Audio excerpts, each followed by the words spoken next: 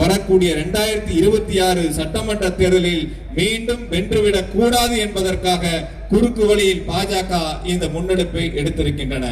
அவர்களுக்கு அடிமையாக இருக்கக்கூடிய அதிமுக எனக்கு தெரிந்தவரை இந்தியாவில் பிஜேபியோடு எத்தனையோ தோழமை இயக்கங்கள் இருக்கின்றன.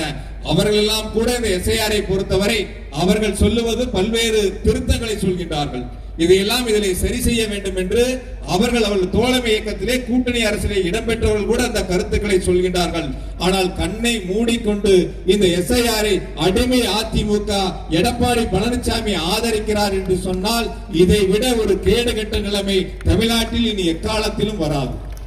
அடிமையாக இருந்து கொண்டு நாட்டை அடமானம் வைத்ததை போல இன்று தமிழ்நாட்டு மக்களுடைய வாக்குரிமையை பறிக்கின்ற பாஜக அரசிற்கு துணை போகின்ற அதிமுகவிற்கு இதுதான் இறுதி தேர்தலாக இருக்கும். அது கோவையிலும் இறுதி தேர்தலாக இருக்கும் என்பதை நாம் இந்த தேர்தலை உணர்த்திட வேண்டும். அதில் நாம் செய்ய வேண்டிய முதல் கடமை நம்முடைய வாக்குரிமையை வாக்காளர் பட்டியலை நிலைநிறுத்திட வேண்டும். ஒரே ஒரு கருத்தை சொல்லி நிறைவு செய்கின்றேன். தேர்தல் ஆணையம் சொல்லுவது, நாங்கள் முதலில் வாக்காளர் பட்டியலே 2002, 2005 வாக்களித்தவர்களை வாக்காளர் பட்டியலை சேர்த்து வரைவு வாக்காளர் பட்டியலை வெளியிடுகின்றோம்.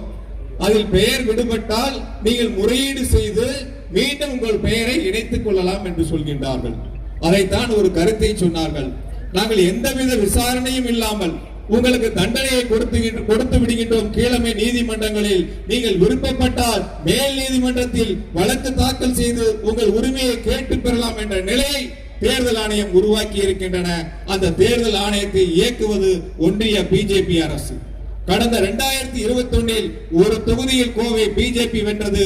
இந்த 2026 ஒரு தொகுதியில் கூட பிஜேபியும் அதிமுகவும் வென்றுவிடக் கூடாது. 10 தொகுதிகளும் நம்முடைய முதலமைச்சர் மாண்புமிகு தளபதி தலைமையிலான மதசார்பற்ற முற்போக்கு கூட்டணி வென்றிட வேண்டும்.